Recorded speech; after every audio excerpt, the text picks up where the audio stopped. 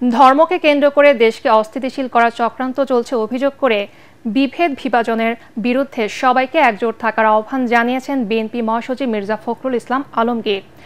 Doctor মিলন দিবস উপলক্ষে আলোচনা সভায় তিনি বলেন, কিছু দায়িত্বশীল মানুষ উস্কানি দিয়ে বিভাজনের পথ তৈরি করছে, পরাজিত শক্তির সব অর্জনকে ব্যর্থ করার ষড়যন্ত্র করছে। তাই বিভাজনের কাছে মাথা নত না করার আহ্বান জানান মির্জা ফখরুল।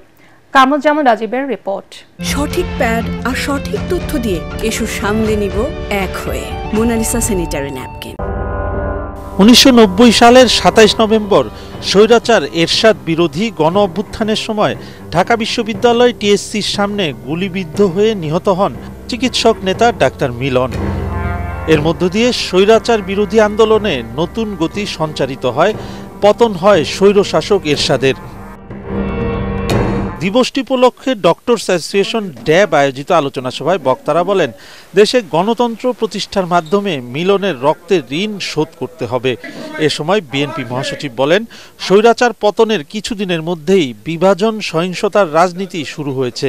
যারা দেশকে বিভক্তির মাধ্যমে অন্ধকারের দিকে ঠেলে দিচ্ছে তাদের বিরুদ্ধে সতর্ক থাকতে হবে। ধর্মকে কেন্দ্র করে কি উন্মাদনা শুরু হয়েছে বাংলাদেশে? আপনি চিন্তা করতে পারেন যে মুক্ত স্বাধীন মিডিয়ার জন্য, প্রেসের জন্য, সংবাদ মাধ্যমের জন্য আমরা এতদিন লড়াই করলাম, তার অফিস পুড়িয়ে দিচ্ছে। আমরা কি বুঝি আদৌ তাই কোথায় ছুরি নিয়ে দাঁড়িয়ে আছে আমাদের পেছনে? দুর্ভাগ্য আমাদের। কিছু সংখ্যক মানুষ তারা নিজেদেরকে অত্যন্ত জনপ্রিয় মনে করেন, সবচেয়ে দেশপ্রেমিক মনে করেন, আর গোটা জাতিকে আজকে তারা বিভাজনের দিকে ঠেলে দিয়ে, উস্কে দিয়ে একটা অন্ধকারের দিকে ঠেলে দিচ্ছে। মির্জা ফখরুল বলেন, ছাত্র জনতার রক্তের বিনিময়ে আসা অন্তর্বর্তী সরকারের মূল দায়িত্ব গণতন্ত্র প্রতিষ্ঠা।